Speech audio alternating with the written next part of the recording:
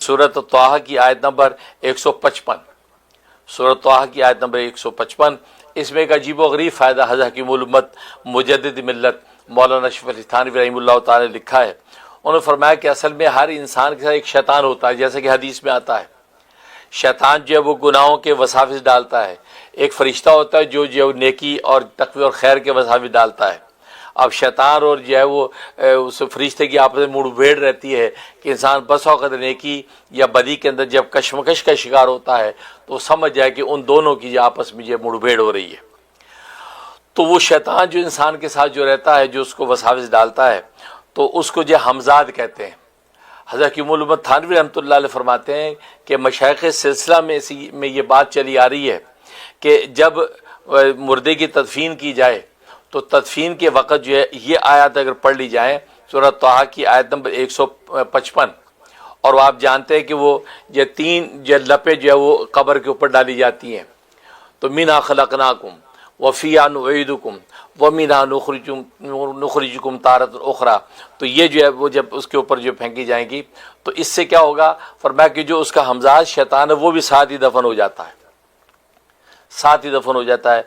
अगर जो वो 7 दफ़ा ना हो तो फिर वो अलाओं बलाओं के साथ मिलके एक अजीब व गरीब जो वो किरदार बन जाता है और फिर लोगों को परेशान करता है। चुनांचे लिखा है कि इसी वजह से कि वो कौमें जो मुर्दों को जला देती हैं उनका वो शैतान हमजाद जो वो निकल जाता है और निकल के जो है वो अला बला आफतों के साथ मिल के जो है वो मुख्तलिफ शैतानियतें वो लोगों में करने लगता है, लोगों को शरारत में तंग करता है, परेशान करता है, किसी पे हावी होता है। तो इस तरीके से वो, लेकिन ये अगर ये अमल कर लिया जाए तो वो उसका शैतान जो सारी ज़िंदगी उस पर वसाविस डालता रहा, जिसके बारे में नबी करीम सल्लल्लाहु अलैहि वसल्लम ने इरशाद फरमाया, सवाल करने पे फरमाया कि मेरा जो वो शैतान था वो मुसलमान हो गया है, यानी मेरा ताबेदार हो गया, फरमाबरदार हो गया है, वो मुझे खैर के अलावा किसी चीज़ का मशवरा नहीं देता। लेकिन आम इंसानों के हवाले से ऐसी कोई ज़मानत नहीं है। लिहाजा फरमाया कि ये अगर आयात पढ़ के जो है वो मिट्टी डाली जाए कब्र पे तो नतीजा ये कि वो साथ ही दफन हो जाता है।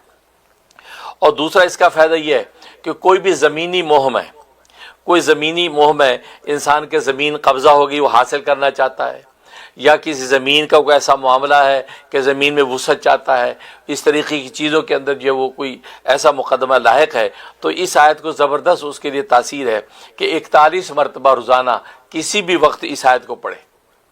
41 मरतबा अव्वल आखिर 11 मरतबा दुरूद इब्राहिमी और पढ़ के अल्लाह से दुआ कर ले तो ज़मीन का किसी भी किस्म का मुकदमा जो है, अगर ज़मीन आपसे छिन गई है, किसी ने कब्ज़ा कर ली है, या ज़मीन के हवाले से आपको ऐसी चीज़ें को आफतें ज़मीन में आ गई, कोई कीड़े मकोड़े लग गए, आप चाहते हो कोई सफाई हो जाए, तो ये 41 दफ़ा पढ़ के आप दुआ करें। अगर पानी भी दम करके पानी के मुख्तलिफ जगहों पर छिड़क सकें तो कमाल का फ़ायदा है। उसका फ़ायदा ये होगा कि जितनी भी आफात और आलाइश है वो वहाँ से रफ़ा हो जाएंगी, वो ज़मीन जो है साफ़ सुथरी होकर आपके हाथ में आ जाएगी। ये ज़बरदस्त फ़ायदा है। तो ये इसके नफ़े हैं। सूरत तौहा आयत नंबर 155। वीडियो के नीचे सब्सक्राइब के बटन पर क्लिक करें, बेल के आइकॉन पर क्लिक कीजिए ताकि हर नई वीडियो की नोटिफिकेशन आपको मिल जाए।